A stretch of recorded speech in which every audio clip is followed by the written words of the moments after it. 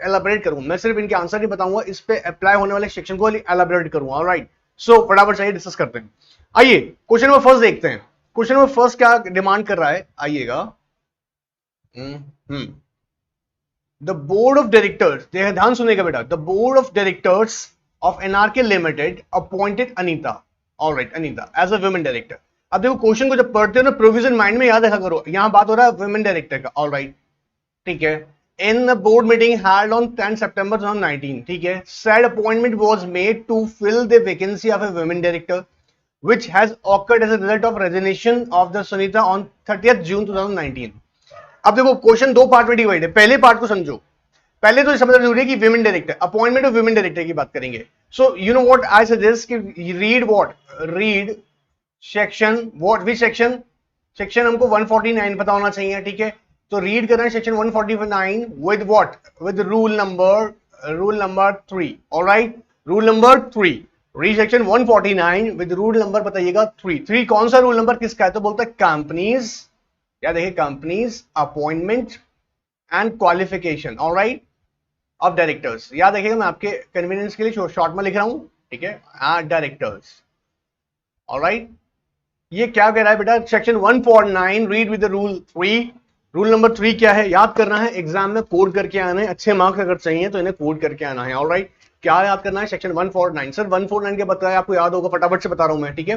Public company having individual सी director बन सकते हैं, तो public company having at least 3 directors, this limit is a statutory minimum, याद रखना, स्टैट्यूटरी मिनिमम। ऑलराइट, मतलब कानून कहता है कि एटलीस्ट 3 तो होना चाहिए पब्लिक कंपनी के अंदर।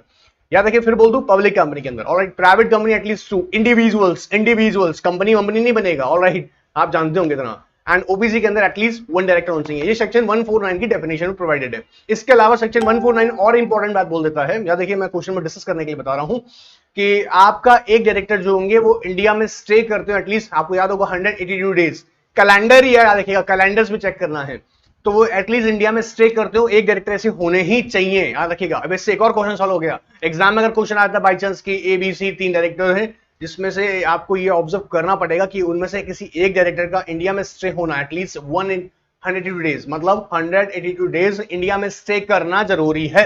याद रखिएगा, ये एक बार नहीं, ऑल टाइम मेंटेन करना जरूरी है, at a time of incorporation ही नहीं, ऑल टाइम मेंटेन करना जरूरी है। One more time telling you, 182 days. Alright, so 149 ने ये बात बताया।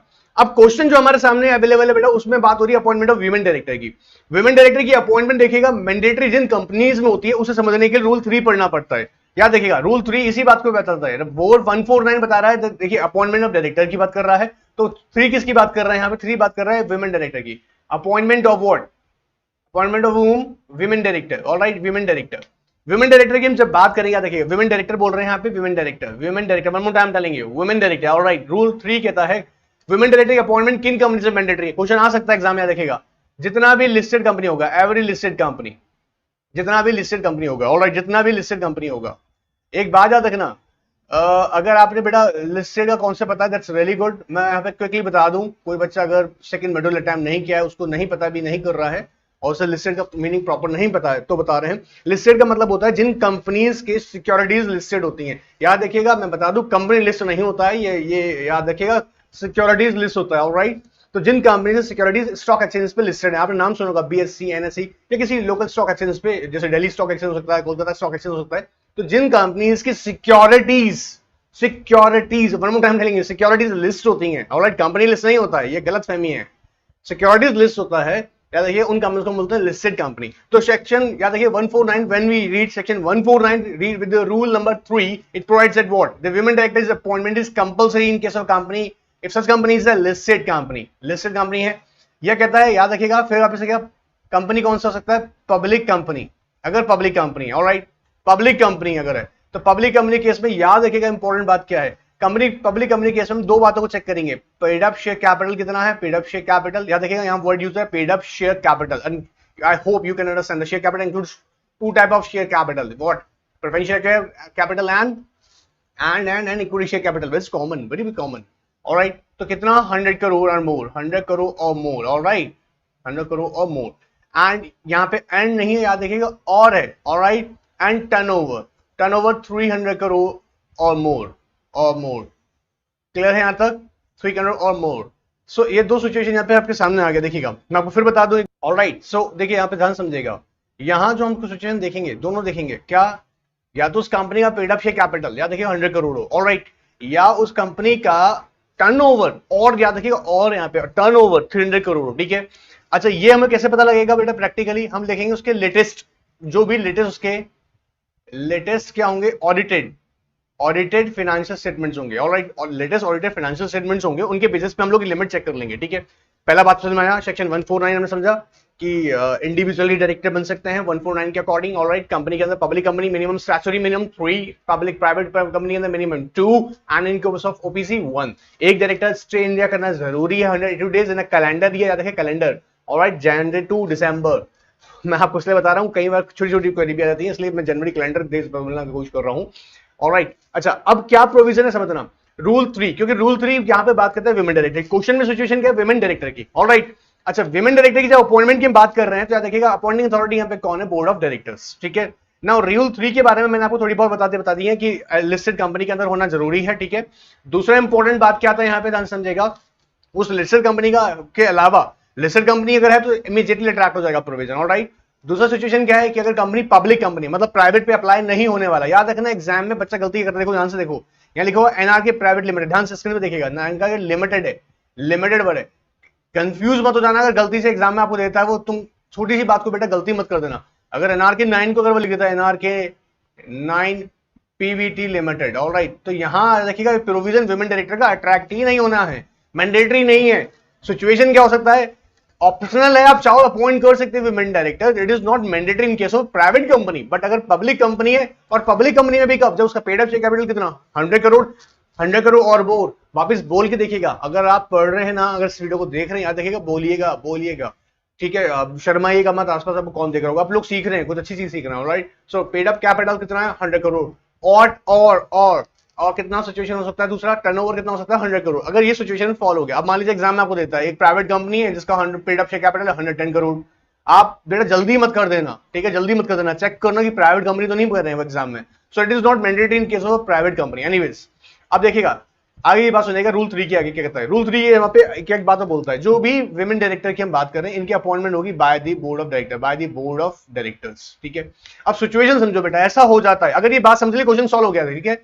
अब ऐसा हो जाता है कि मान लीजिएगा विमेन डायरेक्टर की अपॉइंटमेंट कर दिया गया, और विमेन डायरेक्टर की अपॉइंटमेंट के बाद में, ध्यान सुनना बेटा क्या इंपॉर्टेंट बात है, विमेन डायरेक्टर की अपॉइंटमेंट हुआ लेकिन इंटरमीडिएट वैकेंसी आ गया। इंटरमीडिएट का मतलब होता है कि किसी भी रीजन से मान लीजिएगा उन्होंने अपना जो उनकी term of office, term of office का मतलब जितने टाइम पीरियड के लिए वो अपॉइंटमेंट हुई था उनका विमेन डायरेक्टर का, उससे पहले उन्होंने अपना ऑफिस वैकेंट कर दिया, छोड़ दिया मान लीजिएगा कोई भी रीजन से, तो ये जो इंटरमीडिएट वैकेंसी आई है बीच में, मतलब जो उन्होंने टर्म ऑफ ऑफिस अपना कंप्लीट करने से पहले जिस टाइम पीरियड के लिए वो अपॉइंट हुई थी, जिस ड्यूरेशन के लिए वो अपॉइंट हुई थी, जो उस टाइम पीरियड से पहले उनका उन्होंने क्या कर दिया, वैकेंट कर दिया अपना office, alright. In that case what will happen, इस इंटरमीडिएट वैकेंसी को बोर्ड ऑफ डायरेक्टर फिल करेंगे। पहली बात है देखो, इसको इन वैकेंसी को कौन फिलअप करेगा, बोर्ड ऑफ डायरेक्टर, क्लियर एकदम। अच्छा अब दूसरी बात इंपॉर्टेंट आती है, सर कभी भी कर देंगे, नहीं, यही इंपॉर्टेंट बात आता है, कभी इंटरमीडिएट वैकेंसी फिलअप की जाएगी, ध्यान सुनने का बेटा, ठीक है। ये इंटरमीडिएट वैकेंसी कब फिलअप की जाएगी, बाय द बोर्ड, कहता है इमीडिएट नेक्स्ट बोर्ड मीटिंग, ध्यान सुनना बेटा बहुत इंपॉर्टेंट है, immediate next board meeting, immediate next board meeting, कहता है और 3 मंथ्स, मैं क्लियर कर रहा हूं, बहुत ध्यान सुनना बेटा है ना, और 3 months, which ever is later, ध्यान सुनना, विच एवर इज लेटर, ध्यान से पकड़ना मेरी बात, विच एवर इज लेटर का मतलब दोनों में से जो भी स्थिति पहले सेकंड आ रही होगी, मतलब जो भी बाद में हो रहा होगा। अच्छा सुनना मेरी बात को, यहां जो बोल रहे इमीडिएट नेक्स्ट बोर्ड मीटिंग ना, the point is that immediate next board meeting, immediate का मतलब होता है कि वैकेंसी अराइज होने के बाद पहली जो बोर्ड मीटिंग आई, याद रखना, फिर बोल दो इंपॉर्टेंट है, ध्यान से सुनना, ये वैकेंसी कॉज हुआ, ये वैकेंसी आया, कौन सा, मान लीजिएगा for example intermediate vacancy arise हुआ, विमेन डायरेक्टर छोड़ के गई, अब इंटरमीडिएट वैकेंसी आया, उसके बाद इमीडिएट बोर्ड मीटिंग या 3 months, which ever is later, मतलब सिचुएशन यह है कि जो वैकेंसी के बाद में पहली बोर्ड मीटिंग होगी वहां तो कर देना है।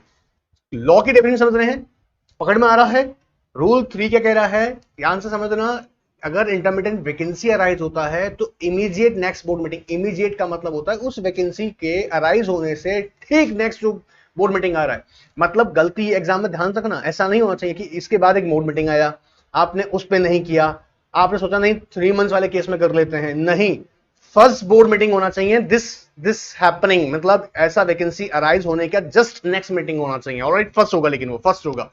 तो दोनों सिचुएशन देखेंगे जो विच इज लेटर। ऑलराइट, अच्छा, मतलब सर इसका मतलब ये हुआ ना कि जो इमीडिएट नेक्स्ट बोर्ड मीटिंग आएगा उसमें करना ही है। हाँ, अब देखो बेटा इंपॉर्टेंट पॉइंट क्या है यहाँ पे, क्वेश्चन पे आइएगा, ध्यान से आइएगा ना। The board of director of NRK limited appoint Anita, Anita को अपॉइंट किया गया as a women director in the board meeting held on 10 September. Alright, the said appointment was made to fill the vacancy of the women director which has occurred as a result of the resignation of the Sunita on 30th June 2019.